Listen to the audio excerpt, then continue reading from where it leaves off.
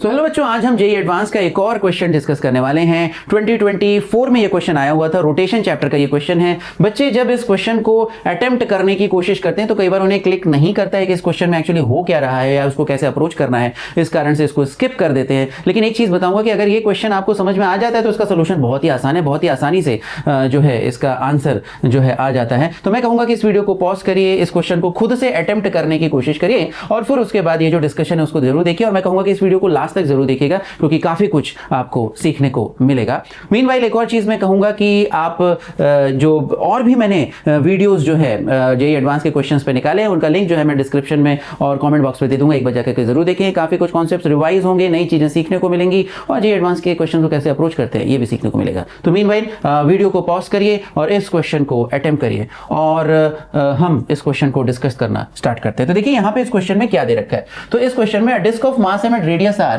Is free to rotate about its vertical axis. तो सबसे पहले ये किस डिस्क की बात कर रहा है? ये इस वाली डिस्क की बात कर रहा है, ठीक है। और ये जो डिस्क है ये अपनी वर्टिकल एक्सिस, इस एक्सिस के अबाउट ये रोटेट कर सकती है, ठीक है।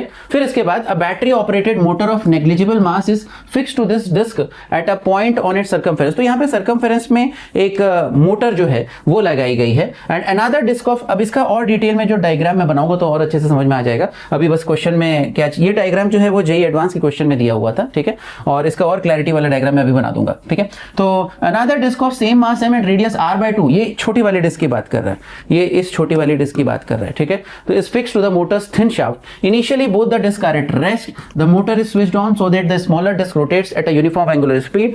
If the angular speed at which the larger disc rotates is ω/n, then the value of n। अब देखिए यहाँ पर हो क्या रहा है, पहले एक दूसरे डायग्राम से हम इसको समझ लेते हैं क्योंकि हो सकता हो ये जो डायग्राम है ये उतना क्लियर आपको ना हुआ हो। तो यहाँ पर ये एक बड़ी डिस्क है, इस बड़ी डिस्क के अगर आप देखें सर्कमफेरेंस पे एक शाफ्ट हमने कनेक्ट कर दिया, इस शाफ्ट से एक और छोटी डिस्क जो है वो कनेक्टेड है, ठीक है। अब क्या होता है, अच्छा, इस बड़ी डिस्क के सर्कमफेरेंस पे मोटर कनेक्ट की गई है और उस मोटर में शाफ्ट लगा हुआ है। ये इस तरह से एक मोटर आपने कनेक्ट कर रखी है और ये यहाँ पे जो है मोटर आपने लगा रखी है, ठीक है।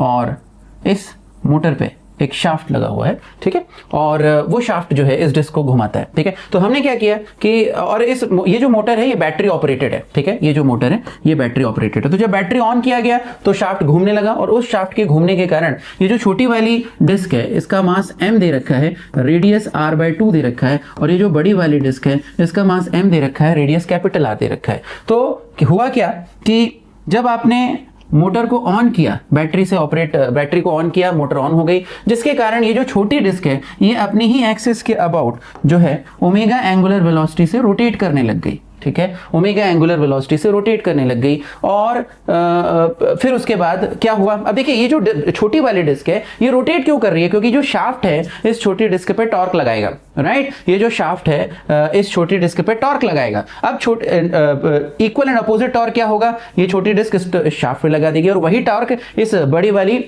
डिस्क पे ट्रांसफर हो जाएगा, राइट। तो अगर ये जो शाफ्ट है इस छोटी डिस्क पे अगर हम देखें एंटी क्लॉकवाइज डायरेक्शन में टॉर्क लगा रहा है तो वही टॉर्क फिर शाफ्ट पे ट्रांसफर होगा और फिर वही टॉर्क जो है बड़ी वाली डिस्क पे ट्रांसफर हो जाएगा। तो बड़ी वाली डिस्क पे किस डायरेक्शन में टॉर्क लगेगा सर? बड़ी वाली डिस्क में जो है अपोजिट डायरेक्शन में टॉर्क लगेगा, यानी कि क्लॉकवाइज डायरेक्शन में। अगर छोटी वाली डिस्क एंटी क्लॉकवाइज डायरेक्शन में घूम रही है तो बड़ी वाली डिस्क क्लॉकवाइज डायरेक्शन में घूमेगी और उसके घूमने की जो एंगुलर वेलोसिटी उसको हम ओमेगा प्राइम बोल देते हैं, वही ओमेगा प्राइम हमें यहाँ पे निकालना है। बाय द वे ये न्यूमेरिकल था, यहाँ पे हमें n की वैल्यू जो है ओमेगा प्राइम को ω/n दे रखा है और n की वैल्यू हमें यहाँ पर निकालनी है, राइट। तो यहाँ पर हम ये कहेंगे कि भाई अगर ये जो बड़ी वाली डिस्क है इसकी एक्सिस ऑफ रोटेशन के अबाउट कोई भी एक्सटर्नल टॉर्क नहीं है, जो इंटरनल टॉर्क है शाफ्ट और जो डिस्क के बीच में जो टॉर्क है इंटरनल वो इंटरनल है और उसके कारण कोई एक्सटर्नल टॉर्क नहीं है, ठीक है।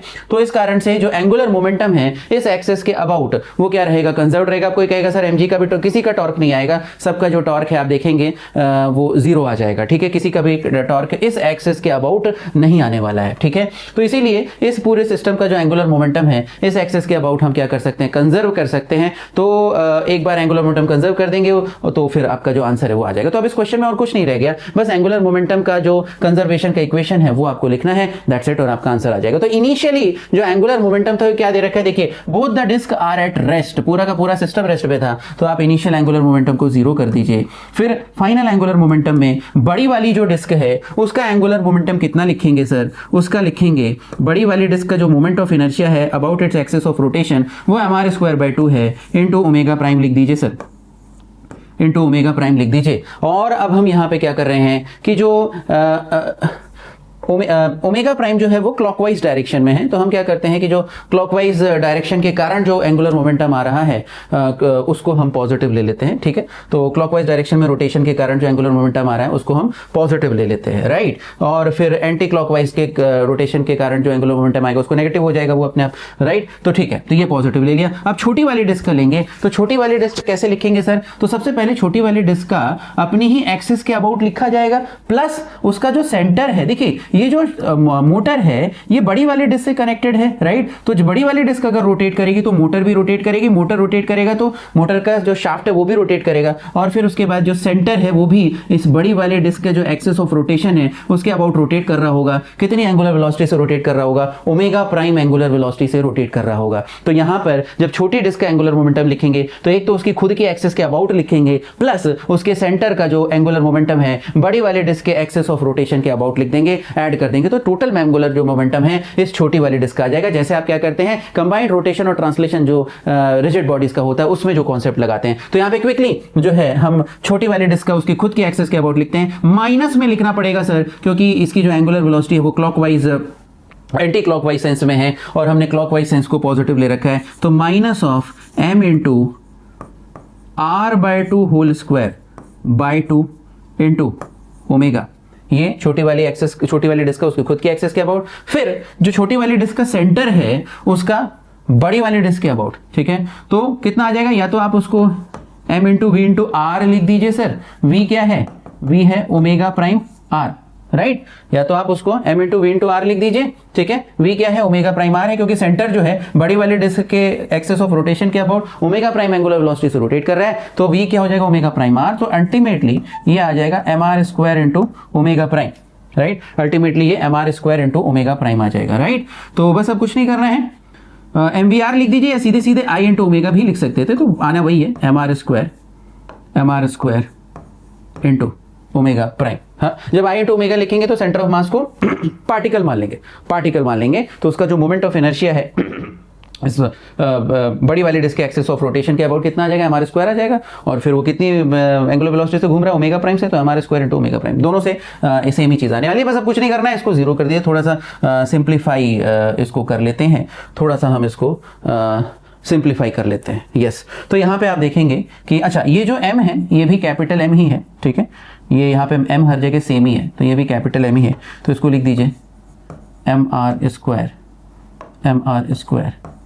Into omega prime. बस अब कुछ नहीं करना है। अच्छा, तो अब ये दोनों तो ऐड हो जाएंगे सर, तो ये कितना आ जाएगा, ये आपका आ जाएगा 3/2 mr² इंटू ओमेगा प्राइम, ठीक है, विच इज इक्वल टू, ये आपका हो जाएगा m into r² by 8 into omega. देखिए ध्यान से देखिए, इसको जब सॉल्व करेंगे r² बाय 4 और नीचे में 2 और है तो 8 आ जाएगा, ठीक है। तो अब मैं पूरा स्टेप सारे नहीं दिखा रहा हूँ, it will ultimately become mr² by 8 into omega, right. अब इसके बाद कुछ नहीं करना है, ये mr² से mr² सर कैंसिल हो जाएगा, ये mr² से mr² कैंसिल हो जाएगा, राइट। तो यहाँ पे ओमेगा प्राइम कितना आ जाएगा सर, ओमेगा प्राइम आपका आ जाएगा, यहाँ से 2 से ये 4 बन जाएगा सर, तो ओमेगा प्राइम कितना आ जाएगा, ओमेगा डिवाइडेड बाय, या आप इसको चलो एक स्टेप और ऐड कर देते हैं जिससे आप कंफ्यूज ना हो भाई, तो ये हो जाएगा 3 ओमेगा प्राइम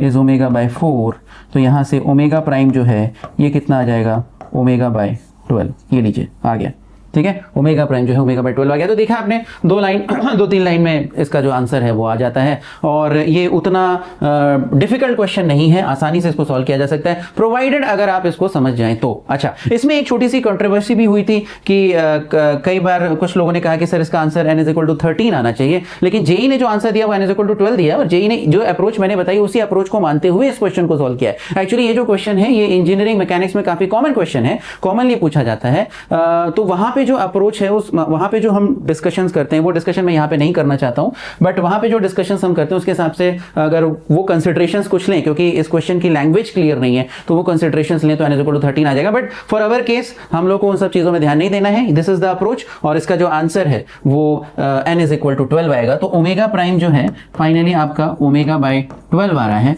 तो इससे जो आंसर है वो n = 12 आएगा। तो बस यही इसका जो है इस क्वेश्चन का सोल्यूशन है, और आई होप ये जो क्वेश्चन है ये आपको समझ में आया होगा। इस वीडियो को लाइक करिए, हमारे चैनल को सब्सक्राइब करिए, वीडियो को ज़्यादा से ज़्यादा शेयर कर दीजिए, कमेंट करके हमें बताइए कि और किस टॉपिक पे हम वीडियोस जो हैं आपके लिए लेकर के आएँ। और इस चैनल पे हम एडवांस के क्वेश्चंस, मेंस का डिस्कशन, स्ट्रैटेजी वीडियो, सारी चीज़ें हम यहाँ पे डिस्कस करते रहते हैं। तो मिलते हैं अगली वीडियो में। Till then wish you all the best, take care, bye bye.